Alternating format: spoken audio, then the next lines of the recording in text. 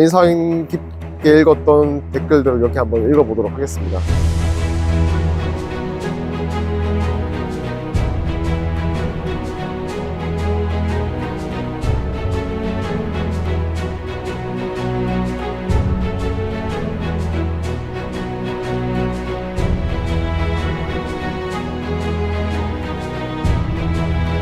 우리의 꿈들은 결국 세상의 지평을 넓히고 수많은 사람들을 살릴 것입니다. 네, 안녕하세요. 카이스트 의과학연구센터에서 근무하고 있는 의사과학자 차유진입니다. 인터넷으로 제 영상을 보시고 굉장히 많은 분들이 감동해 주시고 또 서원을 보내주셨는데요. 제가 오늘 직접 감사 인사를 드리고 싶어서 이렇게 인터뷰에 응하게 되었습니다. 네. 아니요, 전혀 예상하지 못했습니다. 사실 처음에 제 영상이 유튜브에 올라갔다고 이야기를 들었을 때 제가 들어가 보니까 저화질 영상이었고요. 또 처음에는 썸네일도 없었습니다. 이렇게 많은 관심을 받게 될 거라고는 정말 생각하지 못했습니다. 댓글 제가 가끔 들어가 보는데요. 한 400개 정도 달린 것 같더라고요.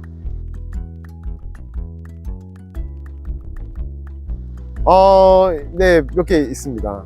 제가 한번 볼게요. 제가 한번 읽어보도록 하겠습니다. 잠깐만요. 차유진 선생님과 함께 잠시나마 일했던 간호사였습니다. 인턴 과정을 지켜보며 함께 일했는데요. 제가 20년 가까이 간호사 생활을 하면서 똑똑한데 인성까지 갖춘 의사 선생님으로 세 손가락 안에 꼽을 수 있는 분입니다. 네, 이분은 이제 이름을 보니까 기억이 났어요. 예전에 부산에서 인턴 파견 근무를 갔을 때 이제 응급실에서 같이 근무를 했던 간호사 선생님이시고요. 원래 이제 응급실이 굉장히 힘든 환경이잖아요. 그래서 굉장히 좀 못 볼 걸 많이 보면서 서로 의지하면서 좀 그렇게 지냈던 그런 기억이 있네요. 네, 그래서 저도 굉장히 감사하게 생각하고 있습니다.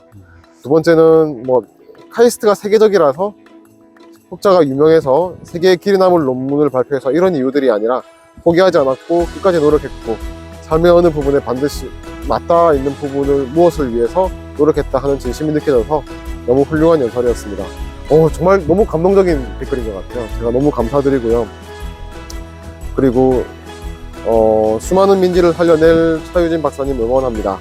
제 박사 진학의 이유를 덕분에 찾았습니다. 이것도 정말 제 말이 또 다른 사람의 또 삶에 영향을 줄 수 있다는 건 굉장히 또 의미가 있는 건데 너무 감사하고 감동적입니다. 좀 재미있는 댓글은 인상 깊었던 댓글은 울컥하다 그만 후라이팬 태웠다. 유유. 글쎄요, 사실 저는 저 스스로를 평범한 사람이라고 생각을 하고 있습니다. 특별히 살면서 평판 같은 걸 신경을 쓰면서 살지는 않았는데 이번에 보니까 저를 이렇게 칭찬해 주시는 제 지인들이 계시는 걸 보고 그냥 나쁘게 살지는 않았구나 하는 생각을 하게 됐어요. 사실 제가 생각하는 좋은 사람의 기준은 있습니다. 고마워해야 할 일에 고마워할 줄 알고 미안해야 할 일에 미안해할 줄 아는 게 이제 좋은 사람이라고 저는 생각을 하는데요. 그런 기준에 의하면 요즘 좋은 사람이 아주 많지는 않은 것 같아요. 저 또한 그런 기준에 부합한다는 의미는 아니지만 그런 제가 생각하는 좋은 사람이 되기 위해서 노력하고는 있다, 그런 말씀을 드리고 싶습니다.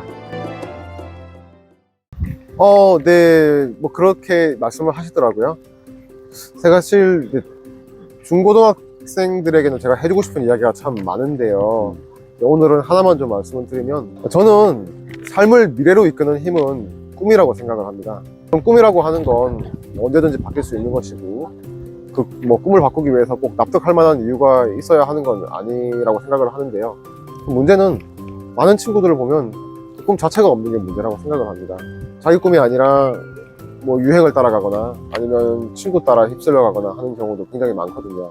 근데 살다 보면 아주 우연히 만나게 되는 작은 느낌이나 인연에 의해서도 자기 삶을 바꿀 수 있는 그런 통찰을 얻을 수 있는 경우가 돌아 있거든요. 그런 작은 기회, 작은 인연 하나하나를 좀 소중히 여기는 마음에서 자기 꿈을 좀 찾아갔으면 하는 그런 조언을 해주고 싶습니다.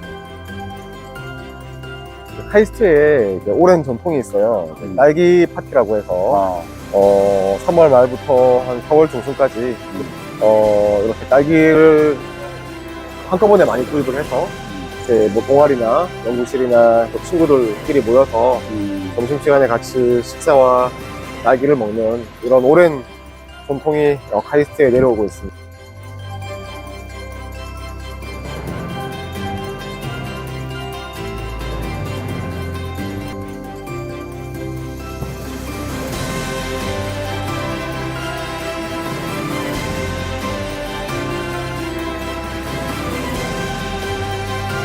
봄 되면 항상 뭐 동아리나 학과나 아니면 친구들끼리, 친한 친구들끼리 모여서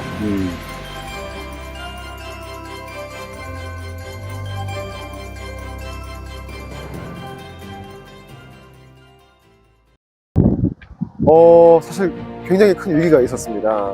원래 제가 준비했던 졸업 연설문은 사실 6분짜리였거든요. 그런데 이걸 졸업식을 불과 3일 앞두고 3분으로 줄여달라는 요청을 받았어요, 학교에서. 그런데 그때만 하더라도 이미 이제 매일 졸업식장에 가서 졸업 연설문을 달달 외워서 매일 연습을 하고 있었을 때였거든요. 그런데 갑자기 이걸 줄여달라고 하니까, 이제 줄여달라는 이유는 졸업식 시간이 길어지게 되면 손님들이 많이 힘들어 하실 수 있기 때문에 조금 줄이자는 이제 그런 취지였어요. 그런데 이게 2달 넘게 계속 쓰고 고치고 다듬었던 글인데 이걸 갑자기 절반으로 줄이라고 하니까 굉장히 어렵잖아요. 그래서 사실 제가 학교에 항의를 좀 했습니다. 그런데 이제 항의가 받아들여지지 않았어요. 심지어 이제 총장님께서 저한테 메일을 주시기를, 차 박사, 앞으로 학자로 살다 보면 짧은 시간 동안에 어떤 메시지를 임팩트 있게 전달을 해야 하는 순간이 많이 올 거야. 이번 기회에 그걸 연습해 보도록 해. 그렇게 말씀까지 하시더라고요. 이제 정말 안 되겠구나, 이제 줄여야 되겠구나 하면서. 그런데 제가 갑자기 그 긴 글을 줄이려고 하니까 너무 힘들잖아요. 긴급 대책 회의를 했죠. 지평을 넓힌다라는 것도 새로운 말씀인 것 같고, 그래서 이제 세상을 지평을 넓힌다라는 그 파트를 좀 덜어내시고, 그러니까 해결이 어려운 문제가 있고, 근데 그거를 해결할 수 있는 건 과학기술이다. 그냥 이렇게 심플하게 가셔도 충분히 약간 임팩트가 있을 것 같고. 결과 이제 급하게 글을 줄이게 했는데 결과적으로는 그게 굉장히 잘한 선택인 것 같습니다. 짧은 시간 동안 임팩트 있게 메시지를 좀 잘 전달할 수 있게 되어서 결국 글을 줄였던 게 뭐 저한테 이메일 주셔도 되고요. 이제 검색을 하시면 이메일 주소가 잘 나오니까.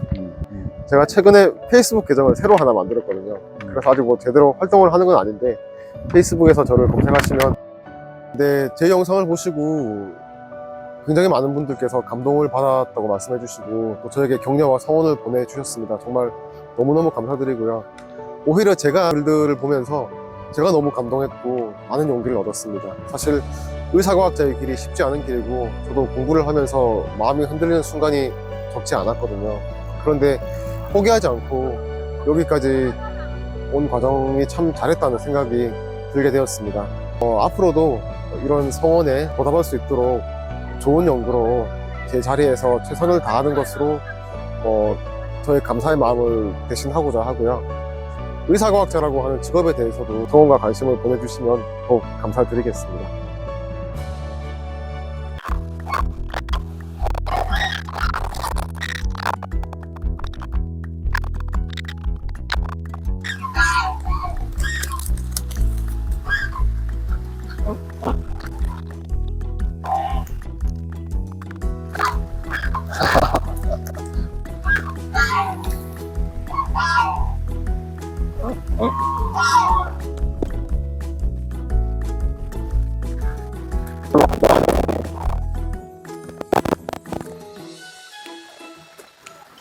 응.